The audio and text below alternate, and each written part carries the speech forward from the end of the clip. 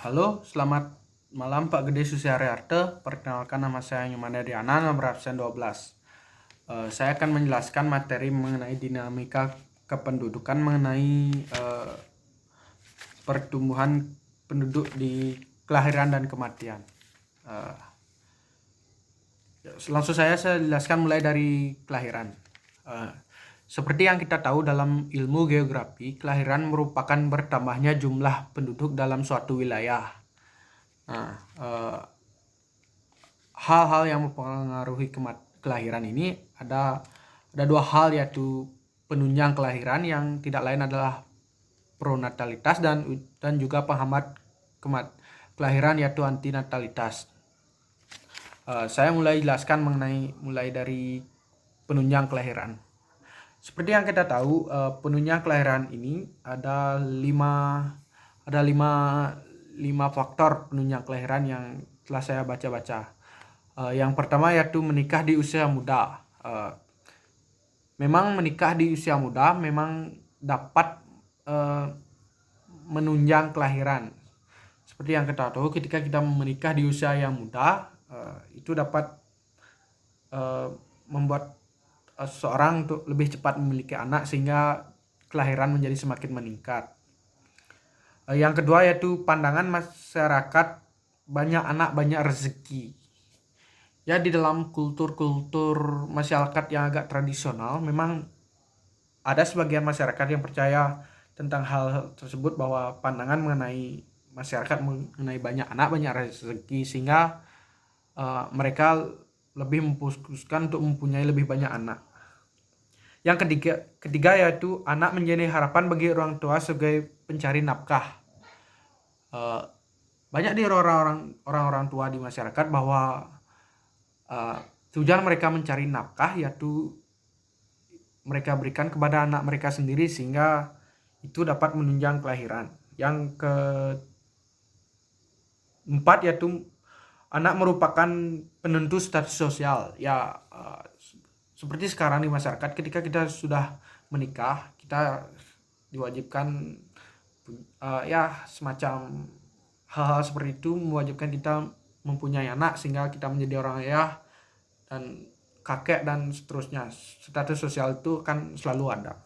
Yang kelima yaitu anak merupakan penerus keturunan, terutama anak laki-laki. Ya tentu ketika kita menikah, kita mengharapkan keturunan sebagai penerus kita. Kita kan semakin hari semakin menua, sehingga kita memerlukan penerus. Jadi orang-orang berpikir, para orang tua berpikir mereka harus punya anak untuk penerus mereka. Yang nomor B yaitu penghambat kelahiran, yaitu antinatalitas. Saya jelaskan di sini. Ini merupakan suatu kebalikan dari hal yang pertama yaitu penunjang kelahiran. Ini merupakan penghambat kelahiran, antinatalitas. Nah, penghambat kelahiran ini ada 3 hal. Yang pertama yaitu pelaksanaan program KB. Yang saya lihat sekarang, program KB ini sudah datang dari zaman Presiden Pak Susilo Bambang Yudhoyono. Mulai dari sekarang kita sudah merasakan manfaatnya. Menurut saya pribadi, angka kelahiran sekarang sudah bisa terkontrol dan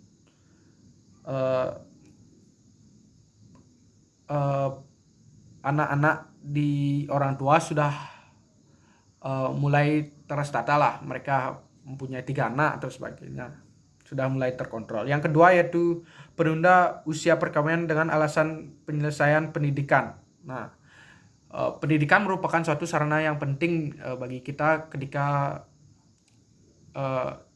pendidikan menentukan di mana kita bekerja, sehingga untuk sekarang ini banyak masyarakat lebih mementingkan pendidikan dulu sebelum mereka menikah, sehingga mereka menunda pernikahan untuk menyelesaikan pendidikan mereka, sehingga itu juga bisa menghambat kelahiran. Yang ketiga itu banyak wanita karir.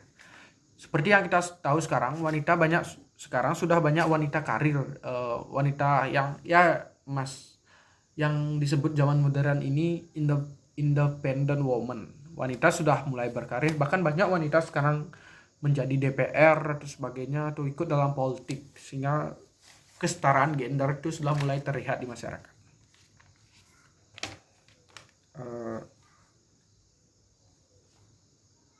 Yang berikutnya saya akan menjelaskan mengenai kematian.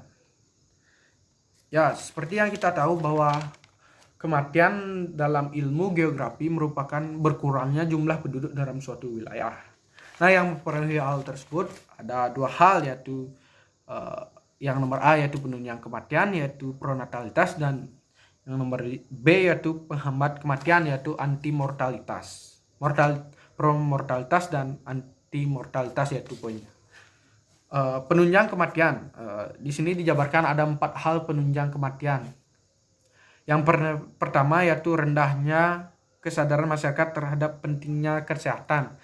Ketika kesadaran masyarakat rendah terhadap pentingnya kesehatan, maka kematian akan meningkat.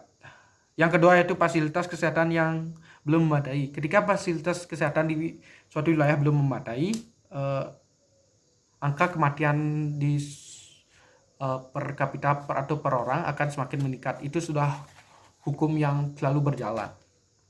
Yang nomor B yaitu penghambat kematian. Nah, penghambat kematian ini ada beberapa hal yang mempengaruhi, ya sebaliknya lah dari penambah kematian, yaitu meningkatnya kesadaran masyarakat akan pentingnya kesehatan. Itu dapat menghambat kematian karena semakin kita peduli tentang kesehatan, semakin sehat kita dan kematian pun bisa diperlambat. Yang nomor 2 yaitu fasilitas kesehatan yang memadai. Ketika fasilitas memadai di suatu daerah, masyarakat jadi semakin mudah untuk mengakses kesehatan, sehingga kesehatan dalam suatu daerah, kesehatan penduduk dalam suatu daerah bisa semakin terjaga.